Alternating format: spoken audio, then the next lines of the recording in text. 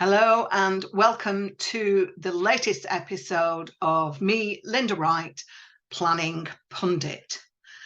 This is episode 12, I think. Oh, look at us. We're positively racing along. It's this planning series for what has come up in the previous week. I'm just doing it for 2023. See if it's useful to anybody. If it is, please let me know. Like, share, subscribe, and I will carry on rattling on about things that have come up during my week. Now, earlier this month, I was at MIPIN, the Property Expo in the south of France. It sounds terribly grand. And these videos are a little bit late because I lost my voice. Comes up talking 24/7 for a week. And because I do like to talk. So there we go. So what am I going to be talking about today, now that my voice is back? Again, this is something that came up when I was chatting to various people. And it's not the first time I've heard this, but I am sort of quite horrified by this. A lot of people come to me and say, well, why would I use you as a planning consultant? You're way up north and I'm in Kent, Essex, Surrey, wherever, London, darling. Why would I use someone who's so far away? Well, to be perfectly honest, there are so many, what do they call them? Digital nomads these days, where people are working from Portugal, Spain, Mallorca, Germany, France. People don't, they're going sitting on a beach in Bali or something, and they're carrying on their business. So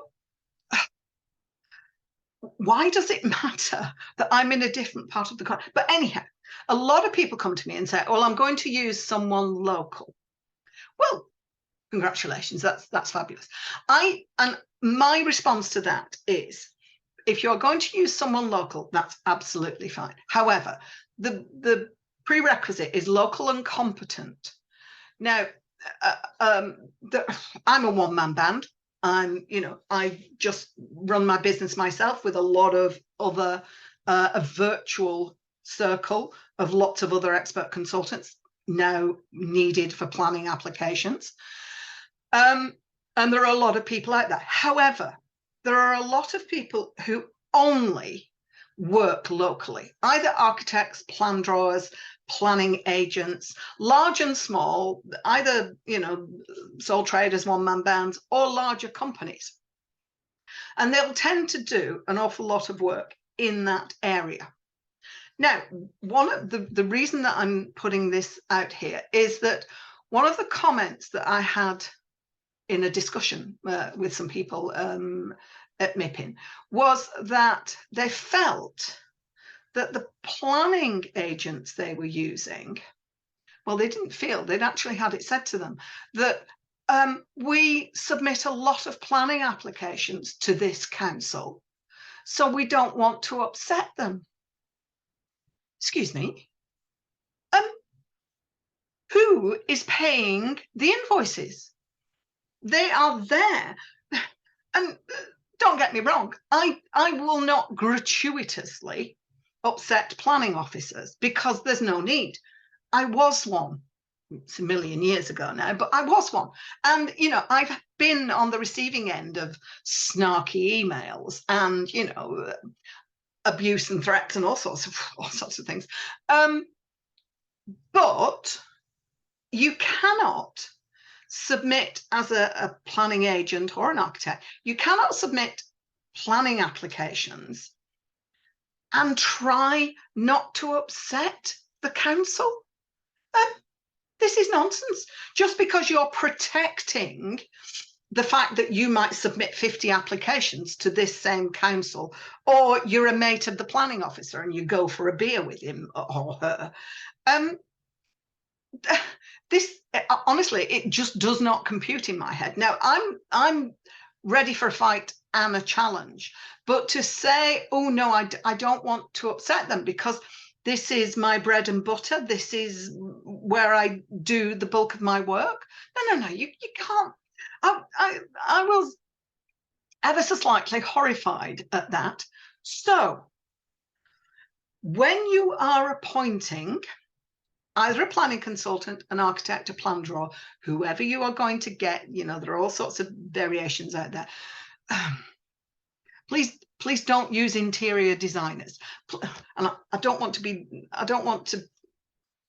derogatory, but please don't use people who plump cushions for a living. And I'm going to upset loads of people now. I'm so sorry. But interior designers, unless they've got some sort of planning qualification or experience, trust me, I've had experience. I've seen people trying to do this, and they get into a terrible mess, and they get their clients into a terrible mess as well.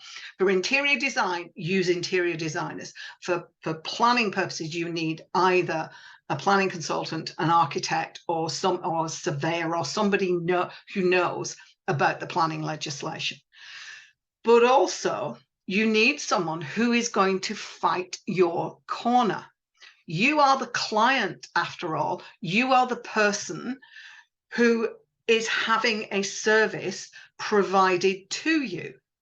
So for any kind of professional agent or whatever to say, oh no, I don't want to upset them because I submit a lot of planning applications to this council. No, I'm sorry. That just will not wash. And a lot of people come to me and say, oh, have you got a relationship with the planners in the council? Well, no, don't be ridiculous. I mean, I deal with England and Wales. You can't, I mean, honest to God, any good planner worth his or her salt will probably be poached by private practice. So you can forge a relationship with somebody and spend a lot of time forging that relationship. And then the next month they're off, they're gone. Something similar happened. And you know, you just deal with planners and council planners on a one-to-one basis, professional. If they do not do their job, then you do gird yourself and try and sort this out and challenge. And if they're incompetent, you definitely challenge. But it's very rare, and they are just trying to do their job as well. I admit some better than others, but it is no use trying to say, oh, well, I've got a relationship. Well, it's not going to last, because that person isn't, because it's all about the person who's dealing with it. That person is not going to be there. Yes, I know it's about the democratic elected members as well and how they deal with things at committee. But to actually say or intimate to a client, I don't want to rock the boat, I don't want to upset them because I submit a lot of applications to this council. Nonsense. If anybody says anything like that to you, then you shouldn't be using their services.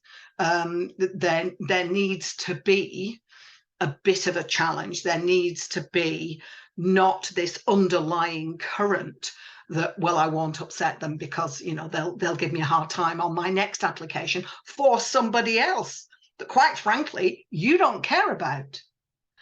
So I hope that was clear, but I was just a bit perturbed by that comment. You have to have whoever is acting on your behalf, they have to be on your side.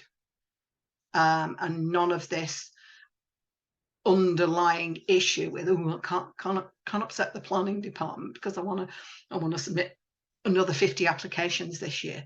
That will not wash. Okay, I hope that made sense. I hope it was informative for your future developments and future relationships with professionals to submit your applications. My name was Linda Wright, is Linda Wright, Planning Pundit. That was episode 12. If you have any questions or if you'd like me to talk about something in particular, let me know. Please like, share, and subscribe. You don't need to pay for it. Like, share, and subscribe. Tell all your friends about this and how very informative this is. Linda Wright, Planning Pundit. Thank you very much for watching, listening, and I will see you next time. Thank you.